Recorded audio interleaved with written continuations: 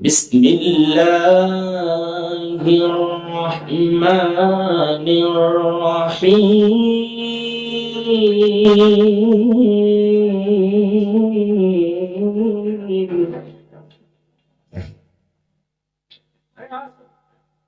يا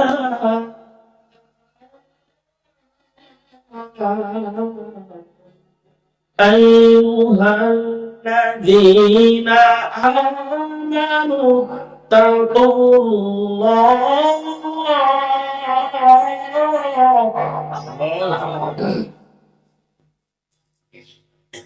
آمنوا اتقوا الله حق تقاته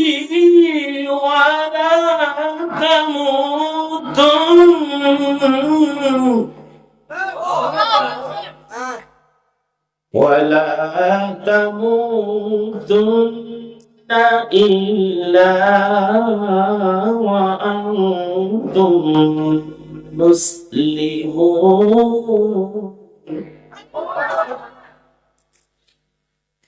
ولا تموتن إلا وأنتم مسلمون.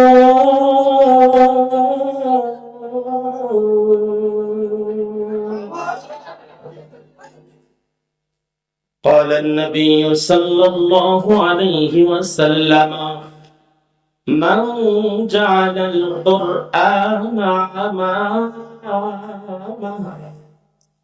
قاده إلى الجنة، أو كما قال النبي صلى الله عليه وسلم. صدق الله العظيم وصدق رسوله النبي الكريم، ونحن على ذلك من الشاهدين والشاكرين والذاكرين، والحمد لله رب العالمين।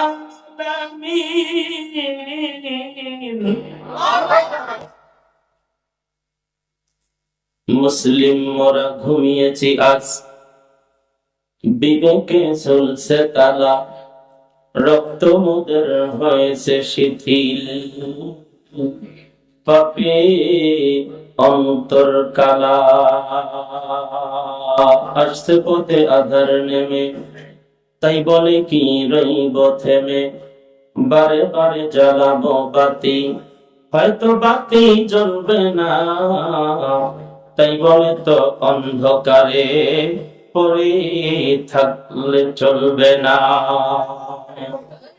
কইরে খালিদ কইরে অমর, এসেছে নতুন বদর, কইরে খালিদ কইরে অমর, এসেছে নতুন বদর। কোথারে দেখে বিজয়ী নবীন মুজাহিদ,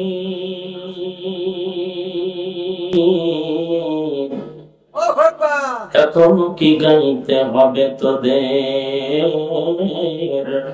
ঘুম ভাঙানি গীত। মুসলিম মোরা সংগ্রামী মোরা, মুসলিম মোরা সংগ্রামী মোরা, মোরা চিরনবীর আল্লাহকে ছাড়া কাউকে মানি না। লিল্লাহি তাকবীর, লা ইলাহা লা ইলাহা। সকলে জবান খুলে, কয়টা বাজে এখন? এত তাড়াতাড়ি ঘুমাচ্ছেন? আজকে কোরআনের একটা মাহফিল, জান্নাতের বাগানে বসে কেউ ঘুমায়? হ্যাঁ, জান্নাতের বাগানে বসলে কেউ দুর্বল হবে? এই যুবক, কথা বলেন না কেন? একটু জবান খুলে, লা ইলাহা লা ইলাহা লা ইলাহা লা ইলাহা বলে বলল তারে কাফের নেতা, চলবে না আর কোরআনের কথা। আবু জেহেল নবীকে বলেছিল, ঠিক না ঠিক? বলে কোরআনের কথা বলতে আসবো না, তুমি আমাদের ভাতিজা, আমাদের মতো কথা বলো। নাউজুবিল্লাহ বলেন। বলল তারে কাফের নেতা, চলবে না আর কোরআনের কথা। বললেন না বিহিজি কথা হলো ভুল, আমি হলাম আখেরি রাসূল, ঠিক না ঠিক?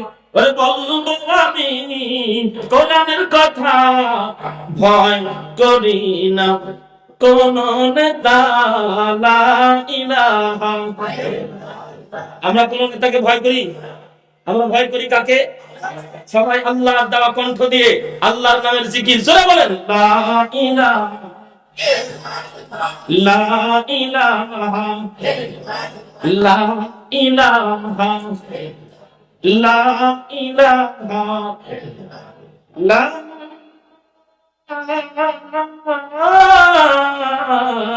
ইলাহা ইল্লাল্লাহু মুহাম্মাদুর রাসূলুল্লাহ সাল্লাল্লাহু আলাইহি ওয়াসাল্লাম। মুআজ্জাজ মুকাররম সদরে আঞ্জুমান জনাবে সদর উপস্থিত আজকের এই দ্বিতীয় বার্ষিক তাফসীরুল কোরআন মাহফিলের প্রধান বক্তা, জগৎ বিখ্যাত আলোচক ডক্টর মুফতি নজরুল ইসলাম 22 হাজারী হুজুর। আমার পূর্বে আলোচনা পেশ করেছেন মুফতি সাব্বির আহমেদ মাহমুদী সাহেব, দাওয়াত বারাকাতুহু। আমার উস্তাদ, অর্থাৎ আমরা বিশেষ কারণে ইমাম প্রশিক্ষণে গিয়েছিলাম, সেখানে উনি আমাদের সঙ্গে দীর্ঘ 40 দিন কোরআন এবং সুন্নাহ থেকে বিভিন্ন দিক এবং সাইড নিয়ে কথা বলেছেন। আলহামদুলিল্লাহ বলেন। সম্মানিত ভাইরা, আজকে স্টেজে বসে আছেন সম্মানিত সভাপতি জনাব আব্দুল সালাম মানিক পুলিশ।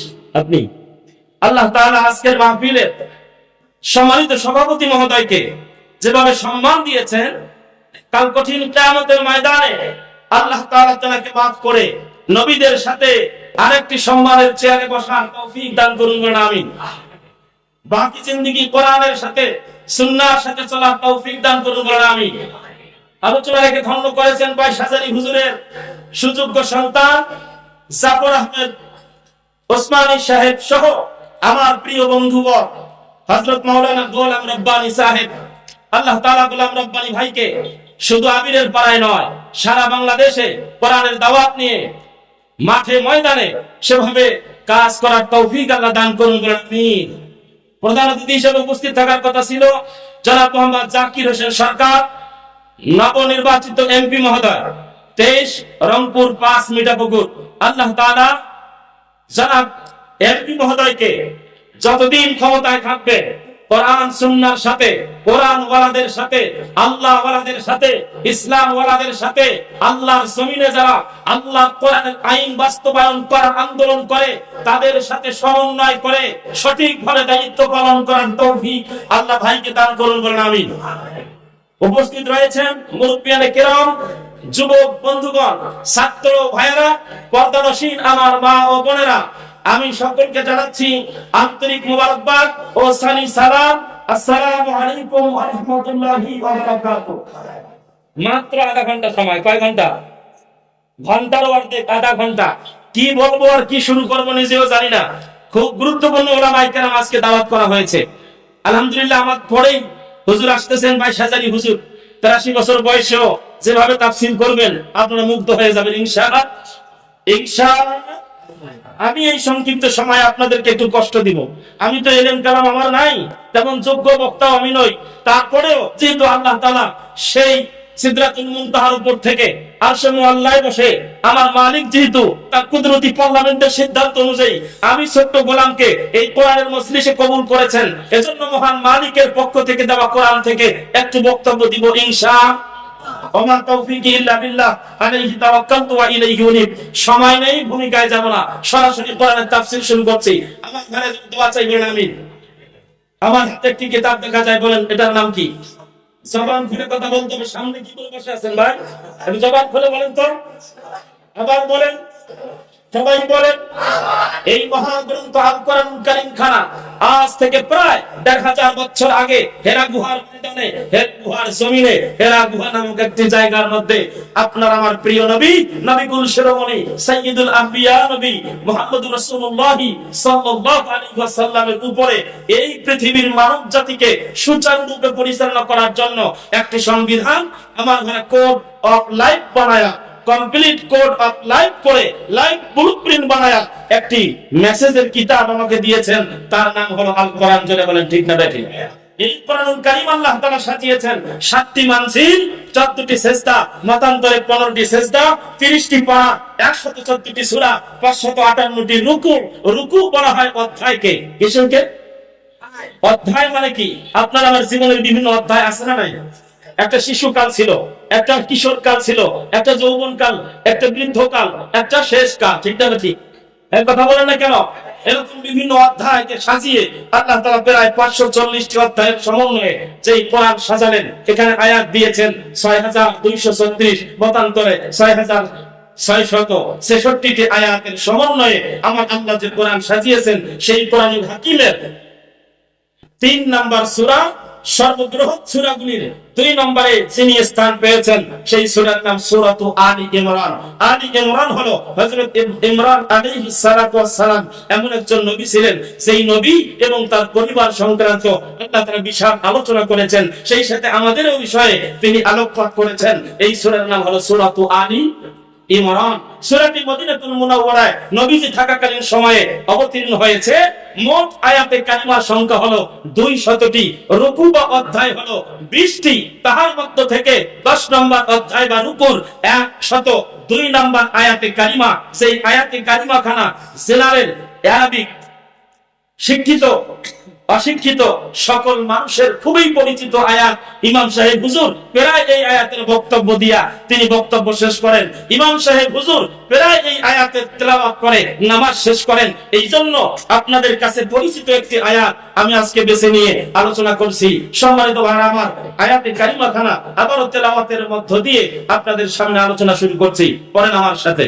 أعوذ بالله من الشيطان الرجيم بسم الله الرحمن الرحيم يا أيها الذين آمنوا اتقوا الله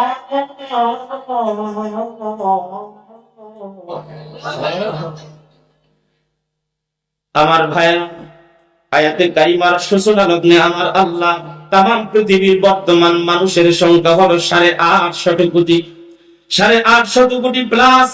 তাহার মধ্য থেকে সবার জন্য আল্লাহ রাব্বুল আলামিন আয়াতখানা নাযিল করলেন না, কেবলমাত্র একমাত্র ওই মানুষগুলোকে টার্গেট করে আমার মালিক আজ থেকে ১৫০০ বছর আগে আয়াতের কালিমাখানা কোট করে বিশ্ববাসীর দরবারে আমার আল্লাহ ছেড়ে দিলেন। এই আয়াতের কালিমার ভিতরে কোটি কোটি মিলিয়ন বিলিয়ন মানুষের মধ্য থেকে যেই মানুষগুলোকে আমার আল্লাহ বাছাই করেছেন, ওই মানুষগুলোর নাম হলো ঈমানদার। লিল্লাহি তাকবীর, নারে তাকবীর। চলবে কতক্ষণ? বড় হুজুর বলছে 12টা। আপনারা কি বোকা মানুষ? হুজুর 12টা বললো আর আমরা ছাড়ি দেব? সেই কতদিন পরে হিসাব নিকাশ করে হুজুরকে পাইছে। 1টা বাজুক আর 2টা বাজুক, কথা বলে না কেন? হুজুরের কথায় আজকে আমরা চলবো না, আমাদের কথায় হুজুরকে চালাবো ইনশাআল্লাহ। বলে সেই মালিক আমার এই বড় হুজুরকে দিয়েছেন, আজকে আমাদের জন্য তাকে 2 ঘন্টা বেশি ওয়াজ করা লাগবে। এই দাবি করতে পারবেন না? পারবেন তো? কারা কারা পারবেন না? তুলে এনাদের সামনে কি আলোচনা করবো ভাই? এটা তো ডাইনো বোঝে না, বাবা বোঝে না ভাই। কি আলোচনা বুঝতেছেন ভাই? চলবে? আচ্ছা, হুজুরকে সময় দিতে হবে, এই দাবি আপনারা উত্থাপন করবেন ইনশাআল্লাহ। তার মানে আমাকে একটু সময় বাড়াই দেন। সম্মানিত ভাই আমার, কোটি কোটি মিলিয়ন বিলিয়ন মানুষগুলোর থেকে আস্তিক নাস্তিক বেঈমান মুরতাদ কাফের মুশরিক মুনাফিক, খাটো মানুষ লম্বা মানুষ কালো মানুষ বেটে মানুষ সাইডার একটা মানুষ, কাউকে আমার আল্লাহ আয়াত নাযিল করে টার্গেট করে কথা বলেন নাই, কেবলমাত্র একমাত্র ওই মানুষগুলার কারণকে কেন্দ্র করে নাযিল করলেন যেই মানুষগুলা হলো আমার ভাইরা আল্লাহকে বিশ্বাস করে, কোরআনকে মানে, নবীজিকে মানে, সুন্নাহর সাথে জীবন যাপন করে, তার মানে হলো ঈমানদার। চিৎকার মেরে বলুন সুবহানাল্লাহ। আমার আল্লাহ বলেন ইয়া আইয়ুহাল্লাযীনা আমানু, ওহে তোমরা যারা ঈমানের দাবি করো, তোমাদের জন্য আমি মালিকের পক্ষ থেকে দুইটা মেসেজ। এক নম্বর মেসেজ হলো ইত্তাকুল্লাহ, হলো না ভাইরা আমার, আবার ইত্তাকুল্লাহ। আল্লাহ বলেন রে ঈমানদারেরা, ইত্তাকুল্লাহ, ভয় করো আমি আল্লাহকে। ভয় করব কাকে? প্রশাসনকে, প্রধানমন্ত্রীকে। ইসলামের ব্যাপারে কোন প্রধানমন্ত্রীকে ভয় করা লাগবে না। জান্নাতে যাওয়ার ব্যাপারে, জাহান্নাম থেকে বাঁচার ব্যাপারে প্রশাসনের ভয় না। ভয় করতে হবে একজনকে, তার নাম কি রে ভাই? আবার আমার আল্লাহর নামটা সবাই মিলে একবার লিল্লাহি তাকবীর। যেই কপাল পরা এখনো মাহফিলে আসতে পারে নাই, তাদেরকে মাহফিলে নিয়ে আসার জন্য একটু ভ্যাকান্সি করতেছে, সমস্যা হবে? আমার ভাইয়েরা, আল্লাহ রাব্বুল আলামিন বলেন ইত্তাকুল্লাহ, ভয় করো আমি আল্লাহকে। হাক্কা তুকাতিহি, কেমন ভয় করা লাগবে, কিভাবে ভয় করা লাগবে, ভয় করার মাপকাঠিও আল্লাহ দিলেন। এমন একটা কিতাব আপনার আমার সামনে আজকে তাফসীর করা হচ্ছে, যেই কিতাবের ভিতরে মানব জীবনের প্রতিটা সমস্যা আল্লাহ তুলে ধরেছেন নিজের থেকে, আর সমাধান করেছেন নিজের থেকে। আল্লাহ বলেন কেমন ভয় করবা, কতটুকু করবা? হাক্কা তুকাতিহি, যথাযথ ভয় করা লাগবে, যেমন ভয় করা দরকার তেমন ভাবেই ভয় করা লাগবে। দুই নাম্বার মেসেজ আমার আল্লাহর পক্ষ থেকে, ওয়ালা তামুতুন্না ইল্লা ওয়া আনতুম মুসলিমুন। ওয়ালা, আর কখনো না, আল্লাহ বলেন আর কখনো না, তামুতুন্না, তোমরা মরে যাবে, ইল্লা, যতক্ষণ না, ওয়া আনতুম মুসলিমুন, তোমরা মুসলিম হবে। আমি আপনাদের কাছে জানতে চাই, ওরে আবিরের পাড়ার ভাই, ও মিঠাপুকুরের ভাইরা, এই মৃত্যুর খবর আল্লাহ ছাড়া কি কেউ জানে নাকি? বলুন, আপনি আমি কতক্ষণ বেঁচে থাকবো কেউ কি গ্যারান্টি দিতে পারবো? কিন্তু কেউ জানে না, গ্যারান্টি দিতে কেউ পারবো না, মালিক ছাড়া কেউ জানে না। ওই মালিক কোরআনের আয়াত নাযিল করে আপনাকে আমাকে মেসেজ দিলেন, রে বান্দা বান্দিরা, খবরদার মৃত্যু বরণ করবে না যতক্ষণ না তোমরা মুসলিম হবে। মুসলিম শব্দের অর্থ হলো, আসমিন থেকে এসেছে, আত্মসমর্পণকারী। আল্লাহু আকবার বলেন। এটা হলো কোরআনুল কারীমের তেলাওয়াত করা আয়াতের একটা সংক্ষিপ্ত অনুবাদ, সহজ সরল অনুবাদ। এবার একটু আমার ভাইয়েরা সংক্ষিপ্ত বিশ্লেষণ করা দরকার আছে না নাই? এটা হলো তাফসীরুল কোরআন মাহফিল, উঠিয়াই হুঙ্কার দেওয়া যাবে না, উঠিয়াই হুঙ্কার ছাড়ার কোনো দরকার নাই। কারণ আপনি যখন কোরআনের শুরু থেকে তাফসীর শুরু করবেন, তাফসীরের ফাঁকে ফাঁকে আর মাঝে মাঝে বাটে বাটে এমন হুঙ্কারের আওয়াজ আমার আল্লাহ দিতে বলেছেন চলে আসবে। এই তাফসীর শুনলে কোরআন বিরোধীদের গায়ে এমনিতেই জ্বালা পড়া শুরু হয়ে যাবে।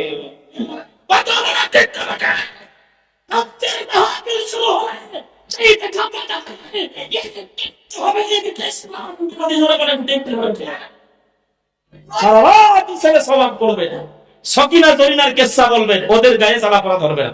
যখনই আমার এই তেলাওয়াত করা আয়াতের ভেঙে ভেঙে তাফসীর করবেন, অটোমেটিক ওদের গায়ে জ্বালা পড়া ধরে। এর কারণ আমি খুব নিরিখের সাথে গবেষণা করে দেখলাম, এই কোরআন এমন একটা মেসেজের কিতাব, যেই মেসেজটা বললেই পরে ওদের চরিত্র সমাজের কাছে যখন ফুটে ওঠে, ওরা লাঞ্ছিত হওয়ার ফলে আমার ভাড়া এই ভয়ে তারা কোরআনের মাহফিল থেকে 144 জারি করার চেষ্টা করে।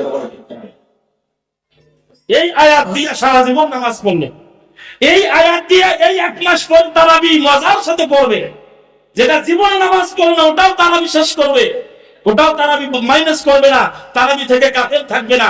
যখনই হুজুর তারাবির শেষে ওই তেলাওয়াত করা আয়াতটার ব্যাখ্যা শুরু করবে, ও দেখবেন ওখান থেকে ফুসফুস শুরু করছে।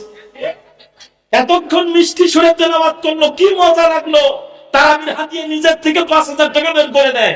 সকলে হুজুর বলে এই আয়াতের একটু ব্যাখ্যাটা শুনে বাড়িতে গিয়ে বলেন, তখনই উনি আর 5,000 তো দেয় না, বরং ওই হুজুরের চাকরি খাওয়ার জন্য, ওই হুজুরকে জেলখানায় ভরে রাখার জন্য তাকবীর শুরু করে দেয়। জোরে বলতে তো আমাদের এখানে এমন লোক তো নাই ইনশাআল্লাহ, যদিও 2-1টা থাকে, ওটা ওখানেই পিষে মারতে পারবে না। কথা বলে না কেন? আল্লাহ বলছেন আমার কোরআনের বিরোধিতা যারা করবে ওদেরকে মারো আর মরো। বলবেন হুজুর এইটাই তো রাষ্ট্রবিরোধী বলেন। আরে রাষ্ট্রবিরোধী কোটা এটাই তো আপনি জানেন না। আল্লাহ কোরআনের বিরুদ্ধে যারা এই পৃথিবীতে থাকার অধিকার রাখে না, তারা কথা বলেন ঠিক না ঠিক? এই জন্য আমরা কোরআনের পক্ষে থাকবো না বিপক্ষে যাব। কারা কারা থাকবো একটু 2 হাত তুলে আল্লাহকে দেখান। লিল্লাহি তাকবীর, লিল্লাহি তাকবীর।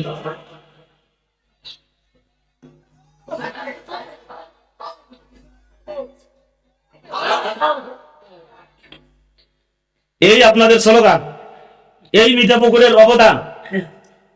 হায় হায়, সারা বাংলাদেশ এক নামে চেনে একটা উপজেলা, তার নাম হলো মিঠাপুকুর। সারা বাংলাদেশ এক নামে একটা উপজেলা চেনে, তার নাম। আর সেই মিঠাপুকুরের অবস্থা যদি এই হয়, তাহলে আগামীতে কি হবে আল্লাহ জানেন। সুতরাং আপনাদেরকে পরিবর্তন হতে হবে। শুধু আসবেন কোরআন শুনবেন না, আপনাকে কোরআন শুনে নিয়ত করে বাড়িতে যেতে হবে। ঠিক না ঠিক? আগামীর পার্লামেন্ট কোরআনওয়ালাদের পার্লামেন্ট তৈরি করতে হবে। আগামীর সংসদে কোরআনওয়ালাদেরকে নিয়ে আসতে হবে। 350টা আসন থেকে নামাজের দিন বাস্তবায়ন করার মতো, বক্তব্য দেওয়ার মতো নেতা তৈরি করতে হবে। কথা বলে ঠিক না ভাই? কথা বলে ঠিক না ভাই? সম্মানিত ভাইরা আমার, চলে আসি মূল আলোচনায়। আমার বন্ধুগণ, আল্লাহ তাআলা বলেন, ইয়া আইয়ুহাল্লাযীনা আমানুত্তাকুল্লাহ, ওহে তোমরা যারা নিজের থেকে ঈমানের দাবি করো, তোমাদের কাছে আমার প্রথম মেসেজটার নাম হলো ইত্তাকুল্লাহ, ভয় করতে হবে আমি আল্লাহকে। ইত্তাকু শব্দের অর্থ হলো ভয় করা। ভয় করার আরেকটা আরবি শব্দ হলো খাউফ। খাউফ শব্দের অর্থ যেভাবে আসে, এই অর্থটা হলো স্বাভাবিক ভয়ের ক্ষেত্রে আসে।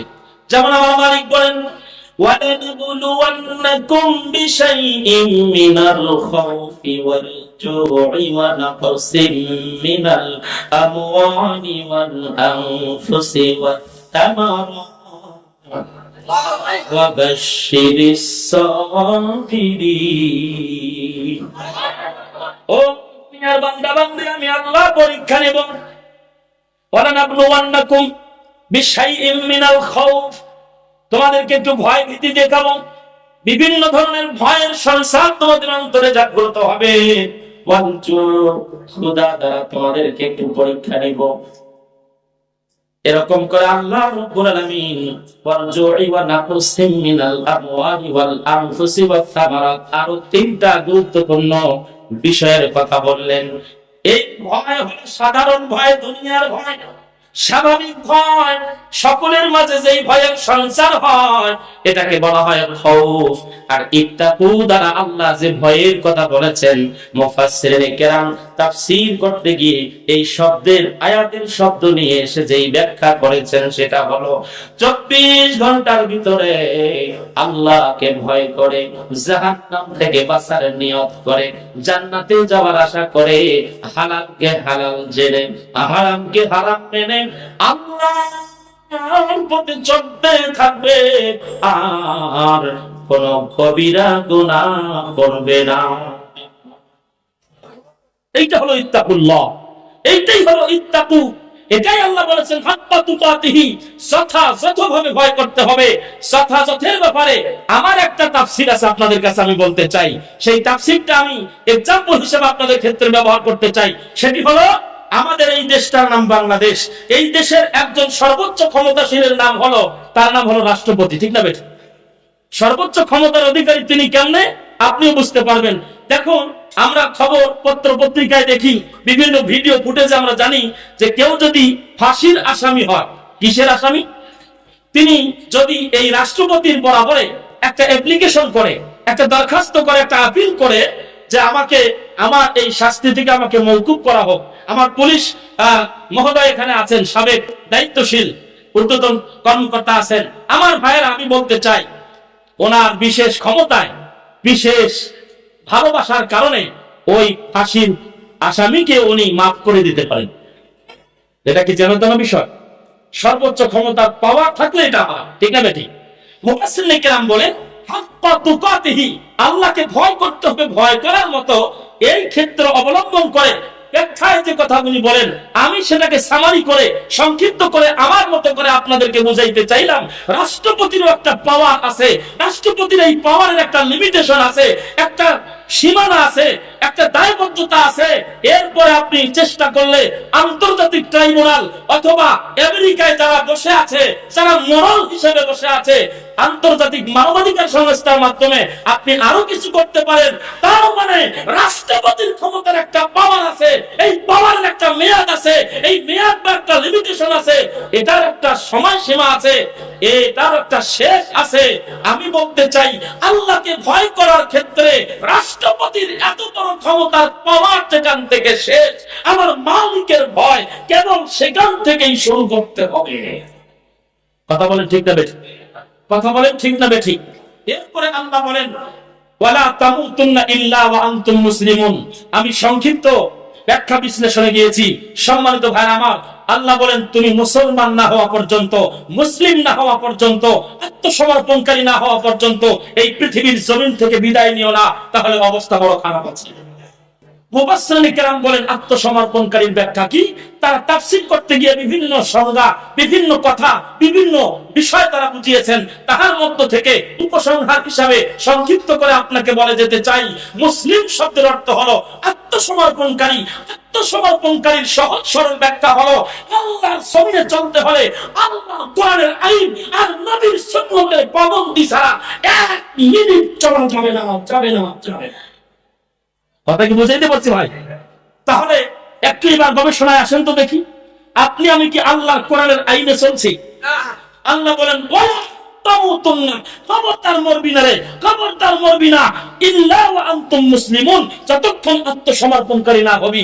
আল্লাহ বলে ততক্ষণ মরবি না যতক্ষণ আত্মসমর্পণকারী না হবি। আত্মসমর্পণকারীর অর্থ হলো আল্লাহর কোরআনের আইনের বাইরে কোনো আইন মানা যাবে না। এখন আপনারা বললেন আল্লাহর কোরআনের আইনে সমাজ চলে না, তাহলে আপনার তো মরতেই আছেন, অবস্থা কি হবে? কথা বলেন না কেন? আল্লাহ বলেন আল্লাহ আইনের বাহিরে চলা যাবে না, তাহলে আপনি আল্লাহর বাহিরে চলছেন। আল্লাহ কেন ইমানদারদেরকে এই মেসেজটা দিলেন? আমার দিকে তাকাও, কেন মেসেজটা দিলেন? আল্লাহকে ভয় করতে হবে। এই মেসেজ প্রথমে দেওয়ার কারণ হলো বেঈমানেরা কেমনে চলে, আল্লাহ দেখার সময় নাই। মুনাফিকরা কেমনে চলে, আল্লাহ দেখার দরকার নাই। মুশরিকরা কেমনে চলে, আল্লাহ দেখার সময় নাই। ইমানদার নামদারি ইমানদারেরা এমনি আর চলতে পারবে না। আল্লাহ কোরআনের ভিতরে যে আইন দেওয়া হয়েছে, আইনের মধ্য দিয়ে চলতে হবে। ঠিক না? এজন্য আমার আল্লাহ বলেন আমানুত্তাকুল্লাহ, তুমি যদি ঈমানের দাবি করো, আমি আল্লাহকে ভয় করো। কেন আল্লাহকে ভয় করতে হবে? আমরা গবেষণা করে দেখেছি, হুজুরদের ওয়াজ আমরা গবেষণা করে দেখেছি, তাফসীরের কিতাব থেকে দেখেছি, ইতিহাসের পাতা থেকে দেখেছি, যার ভিতরে আল্লাহর ভয় থাকে ওই মানুষটা ক্ষমতার চেয়ারে বসে একটা নিরপরাধ মানুষকে মিথ্যা মামলা দিয়ে বছরের পর বছর জেলখানায় পুড়িয়ে রাখতে পারে না। যেই মানুষের ভিতরে আল্লাহর ভয় রয়েছে, ওই মানুষ আমার দেশের টাকা বাংলাদেশের বাইরে পাচার করতে পারে না, পারে না, পারে না। যার ভিতরে আল্লাহর ভয় আছে, ওই মানুষটা কোনদিন ক্ষমতার চেয়ারে বসে দুর্নীতি করতে পারে না, পারে না, পারে না।